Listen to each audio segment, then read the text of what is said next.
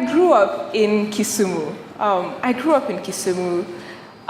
And when I was in class 1, I had a life-changing experience. My best friend, Michelle, she pierced my ears while class was going on. The teacher taught the class. The lesson was going on as normal, and she pierced my ear. Some of my classmates noticed. They giggled, they laughed, but the teacher did not. Life went on, life moved on. Deep in my heart, I knew that we should have been caught and we should have been punished or reprimanded, but we got away with it. And this was the very first time I actually began to question the quality of the education I was receiving in my public school. Home was a different story for me, though. I was fortunate enough to have a grandmother who was a teacher.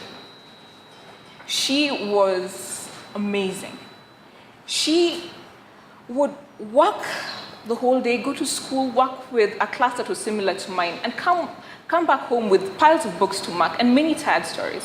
I could imagine the type of class she was in, like 50 kids plus, maybe even older than I was then. And I want you to also imagine what it was like for her. So imagine you're the typical teacher, the average teacher in a Kenyan public school. There's probably 50 kids in your classroom. So when you give out one composition, how many do you have to mark? 50. This is not a Slido question. When you give out one composition, how many do you have to mark? 50. You give out 2? 3? Eventually, as a human being, as a teacher, it gets to a point where the work is actually overwhelming. It's very easy to give up. But my grandmother did not give up. She kept working. She was a teacher for close to 40 years. She made a difference in the lives of all these kids. I began to ask myself, what can we do? You see, when my grandmother would come home, she would actually tutor me. She would make sure that I had additional support. She would make sure I finished my teacher's homework, and I also finished her homework. As a child, I actually really hated it, because who wants extra work when you could be outside playing? But as an adult looking back, I realized that my grandmother's support gave me an advantage that my classmates did not have. It made sure I was sometimes even ahead of my classmates. I was on par or even ahead. So I asked myself, how can kids who do not have grandmothers like mine access the same type of support? And that is how PACE was born. PACE is a group of young people who come together to volunteer in understaffed public schools. Once they finish Form 4 and before they join university, they can actually support in tutoring and mentoring. Let me go back to my growth journey for a while. When I got to class 8, I did my class 8 in 2003. For those of you who remember, 2003 was also the first year of the introduction of free primary education. So before that, I would envy kids who went to schools, those top schools that would always do well, because I knew the role that schools would play in determining your KCPE scores. I envied kids in Olympic, BD, Nairobi Primary. But then when free primary education was introduced, you'd hear stories of how schools like Olympic suddenly had 3,000 newcomers show up that year. The questions the adults around me were asking was, how can schools keep up? And 8 years later, in 2011, when the KCPE results came out, we saw the results. There was a significant gap between what public primary schools were doing and what private schools were doing. Out of the top 100 students, only 26 came from public schools. The gap in terms of mean score between public schools and private schools was over 60 marks. So you had public schools at 240 and private schools at 300. The term Serikali Saidia also became quite popular at around that time. I'm sure you remember it. It was popular not just among people whose homes and families had gotten disrupted by floods, but also in the education sector. We were all looking at the government and saying, what can the government do to help the situation? What can we do to support public schools? For me, I actually received the challenge because I was someone who had benefited from being in a public school. What could I do to saidia the government? It's not always Serikali Saidia. We too can do something to saidia the government. So my first experience as a social entrepreneur happened actually in high school. I realized that the school near mine, the kids would not do homework, mainly because they lacked pencils and they lacked books. Being the president of the math club in my school, I asked my friends, can we sell sausages? They said yes, so we sold sausages to our school for a whole year. From the proceeds of that, we were able to take the money and actually supply books to the neighboring primary school. We were 17, we were 18. Being young was not an excuse for us. We realized that we could actually do something to make a difference.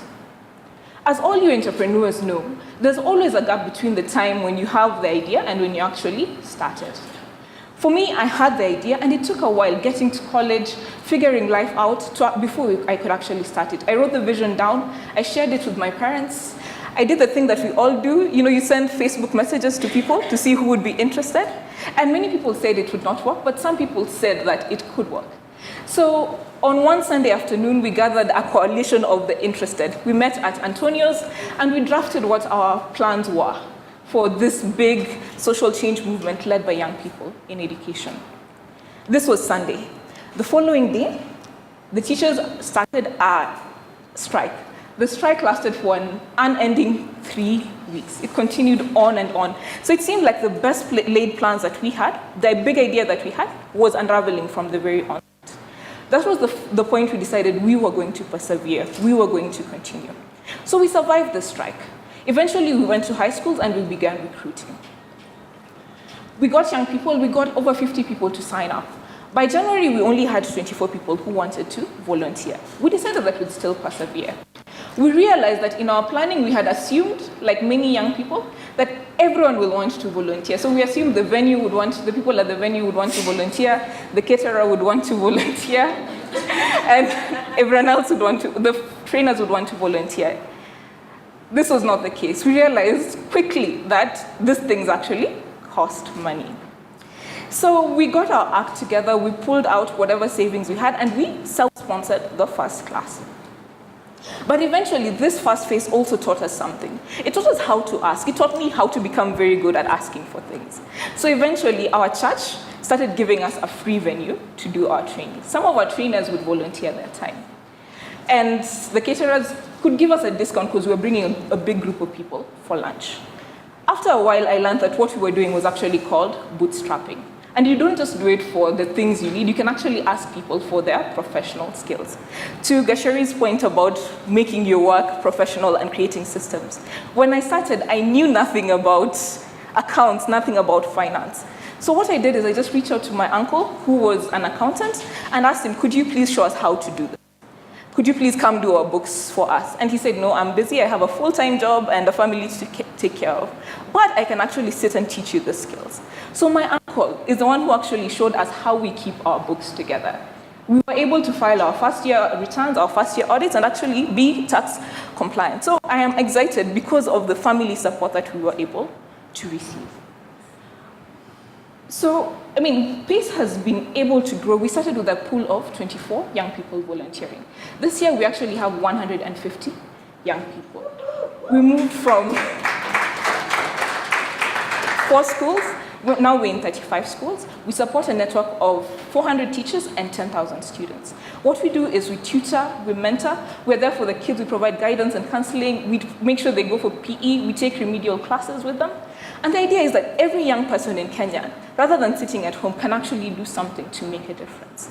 As a result, the average performance in our schools has improved by 9.34% at KCPE level. That's something I'm excited about. I'm excited that the face of change for each of the kids in these classrooms is an 18, 19-year-old. This tells them that you too can be part of the change. You don't have to wait until you're Alex's age. You can start being part of the change today. PACE has this interesting effect where as you volunteer, you learn all these wonderful skills. You learn how to speak in front of children, you learn how to tutor, mentor, and support. You learn how to be responsible, how to show up on time, all the skills that help young people eventually become entrepreneurs in their own right. But what we see immediately is that as you're tutoring people and scores in the school are improving, individual kids' lives are also improving. So Beryl, who's one of my favorite students, for her, when PACE joined her school, she was ambitious and said, I want to go to a national school. I want to be the first girl in my school to go to a national school. She said, I also want to go to Harvard. She received lots of tutoring and mentoring, and eventually made history to become the first girl in her school to score 396 out of 400. This is a school in a slum somewhere where that mark had never been heard of. She got admitted to the national school, and hopefully she's also on her way to Harvard. I'm really excited to see that Beryl believes that I can work with young people in Kenya to actually reach and achieve my dream. My other favorite story is one of Mercy. Mercy came in to volunteer with PACE, and she was quite shy. She was not able to stand in front of the group to speak. So we said, this is part of, if you're going to be a leader in this country, if you're going to be a person of influence, you will have to be able to stand in front of people and speak. She received a lot of tutoring and coaching from the group, and eventually she was able to speak and articulate her ideas. Today, Mercy is also a social entrepreneur. She is running her own a program called EduYouth, which supports 33 young people right now. They're working on helping them get access to vocational training. These are young people who dropped out of high school. So Mercy is someone who is actually 23 now. She's looking at how am I, as a 23-year-old, helping other young people who might have been left out by the system to get back and to be able to support their own families. When I speak with Mercy, we always have these conversations. Things like, what do you do how do you work on your vision when no one is actually funding you? What can you do? The first thing I tell her is, you have to learn as much as you can about the problem. You have to refine your solution. You have to go to places like where you can actually learn some of the skills that you need for free. So a lot of the opportunities are actually accessible to us entrepreneurs, but we never take advantage of them.